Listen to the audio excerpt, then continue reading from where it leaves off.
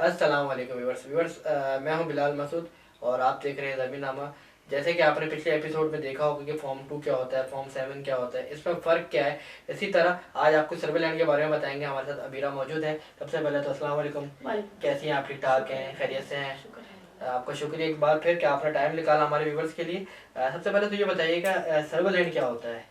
अच्छा देखिए, सर्वे लैंड का वर्ड ये है कि इसको कहते हैं प्राइवेट लैंड। Private land. हाँ, प्राइवेट लैंड है।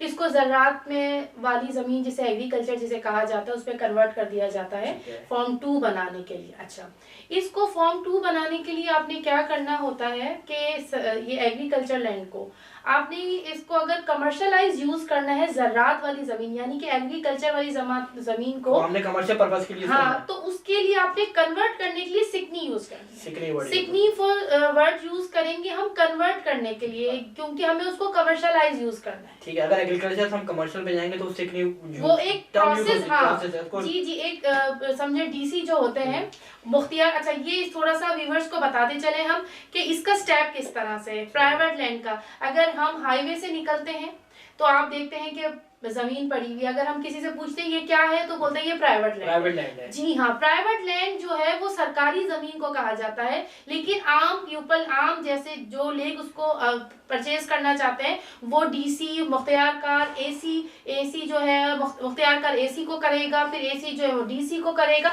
पूरा एक डॉक्यूमेंटेशन टाइप का उनका एक जो रूटीन बना हुआ होता है कि हमें ये चीजें फॉलो अप करने, तो ये हमारे को मिल जाएंगी। प्राइवेट लैंड जो है वो हम आराम से पब्लिकली यूज कर सकते हैं अगर हमें किसी पर्पस के लिए चाहिए। ठीक है। अच्छा, दूसरी बात मैंने थोड़ी सी एक और बात बता दूं कि मुख्तियारकार के अंडर और डीसी के अख्तियार में होता है कि वो कभी भी एग्रीकल्चर यानी कि फॉर्म 7 वाली और डेयरी और पोल्ट्री, इनकी जो लीज होती है उसको मनसूख कर सकते किसी भी टाइम, अगर किसी भी नोटिस किए हुए या नोटेड किए हुए, या अगर कभी ऐसा होता है कि उनकी जो पोल्ट्री फार्म बना हुआ है या डेयरी बना हुआ है वो उसके अंदर से कोई रोड आ रहा है, नक्शे के अंदर अचानक से कोई ब्रिज आ रहा है, तो वो डीसी उनको नोटेड करता है कि आप प्लीज यहाँ से मूव ऑन हो जाएं, तो वो नोटिस, लेकिन अगर नहीं भी तो उसकी वो लीज मनसूख कर दी जाती है, वो परमानेंट नहीं होती। अच्छा, एक और व्यूअर्स को बात बताएं, जब आपके 30 ईयर लीज कंप्लीट हो जाते हैं उसका एक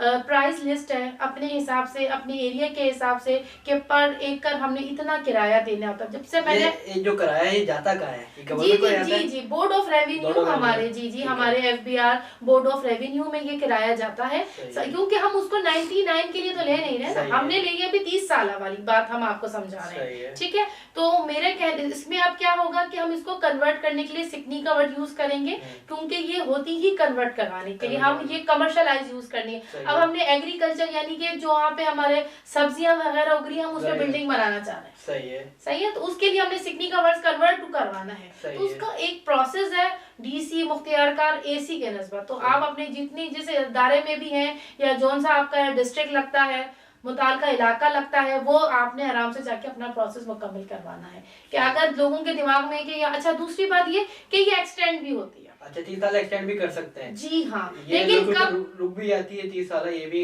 वो है कि 30 साल जमीन लोग लीज बंद हो जाती है, ये भी हमने सुनते हैं लोगों में, यार लीज खत्म हो गई है, लीज एक्सटेंड नहीं हो रही, तो आप बता रही लीज एक्सटेंड भी होती है? लीज एक्सटेंड होती है दोनों, 30 साल भी और 99। अच्छा, 99 में लीज एक्सटेंड। जी हाँ, 99 के भी एक केडीए से नहीं, ये जो केडीए वाला सिस्टम है, जो 99 वाला वो लीज आ जाती है फिर केडीए की तरफ कन्वर्ट टू केडीए। जो फॉर्म 7 वाली है वो डीसी मुख्तियारकार एसी के पास रेवेन्यू के पास रहती है। जी हाँ, बिल्कुल, इनका इसका रहेगा, और बाकी जो 99 वो आपको केडीए करेगा, उसका कुछ चालान वगैरह होते हैं, कुछ चालान वगैरह जमा करवा के वो आपकी एक्सटेंड हो जाती है, कोई इतना बड़ा इशू नहीं होता है। सही। अच्छा, अभी ये बताएं हमारे व्यूअर्स के लिए कि जो देख रहे हैं कि अगर कोई भी परचेज करना चाहे ये पब्लिक लैंड, जो सर्वे लैंड आपने जिसको कहा, कि क्या प्रोसेस है, किस तरह खरीद सकते हैं, क्या जरिया है, क्या वे आउट बताएं इनको। ये प्राइवेट लैंड जो सर्वे लैंड है ये हम आसानी से परचेज कर सकते हैं, लेकिन इसका थोड़ा सा एक प्रोसेस है कि आपने नीचे से आपने इधर एप्लीकेशन दी, फिर उसने अप्रूवल दी, फिर वो उसकी आपने जितनी आपको लैंड चाहिए 1 एकड़ 2 एकड़ उसके हिसाब से वो एफबीआर के वैल्यू टैक्सेस लगते हैं कि भाई इसके टैक्सेस भरे जाएं। अब आपने किस पर्पस के लिए यूज करनी है वो भी जो डीसी है या मुख्तियार कार साहब है वो भी देखेंगे, फिर जो मिनिस्टर है, मतलब पूरा आगे तक इसका सिस्टम होता है कि वो अप्रूवल देंगे कि हाँ भाई इतनी एकड़ जमीन आप इस बंदे को अलॉट कर दें। जी हाँ, तो उसके लिए हमें मुख्तलिफ जगहों पे, और इसके लिए थोड़ा सा टाइम भी लगता है क्योंकि मुख्तलिफ सीट्स का काम है, छोटी से लेके अपर लेवल तक। हाँ, तो इसमें कितना आइडिया, कोई टाइम लग जाता हो, कितना टाइम लग जाता है? ये थोड़ा सा आपके ऊपर भी डिपेंड करता है कि आपकी पीआर कितनी है या आप कितना समझते हैं काम को कि कौन से इदारे से कहाँ जल्दी से हमारा काम हो जाएगा। तो इसका अच्छा, दूसरी बात ये, और मैं आपको व्यूअर्स को बताती चलूं कि इसके प्राइस होते हैं। सही है। ये जो 30 ईयर लीज होती है, जिसको मैंने आपको कहा कि 30 साल जो होती है एग्रीकल्चर वाली या पोल्ट्री वाली, अच्छा इसकी ये होती है कि ये पर एकड़ महीने के हिसाब, सालाना के हिसाब से होती है। जी बिल्कुल, ये मतलब अंदाजन ये है कि 500 से भी शुरू हो सकती है और 2000 से भी शुरू हो सकती है, बीच में ये कहीं होती है, लेकिन अलग अलग जगहों के अलग अलग रेट है। जी हाँ बिल्कुल बिल्कुल, इसके अलग अलग रेट है। तो आप इसको आराम से प्राइवेट लैंड को अपनी तरफ मतलब अलॉट करवाने के लिए गवर्नमेंट का एक प्रोसेस है, देन आप उससे आराम से गुजर सकते हैं। तो वो अगर आपको कहीं प्राइवेट लैंड चाहिए तो हम भी आपको प्रोवाइड कर सकते हैं। सही। ठीक है, मतलब कि आपने बताया कि भाई ये लैंड है गवर्नमेंट की, तो हम आपको बताएंगे भाई हम आखिर में ये काम कर देंगे, प्रोसेस ये चालान है, ये आपने इतने इनके टैक्सेस जमा करने,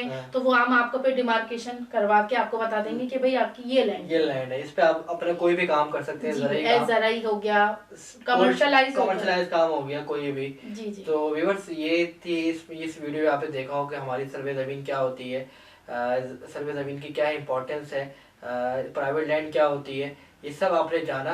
और इसमें आपने बताना है कमेंट्स में कि वीडियो आपको कैसी लगी।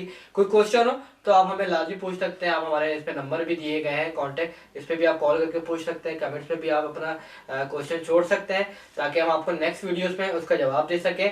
और हमारे चैनल को सब्सक्राइब कीजिए और बेल आइकन को प्रेस कीजिए। Thank you.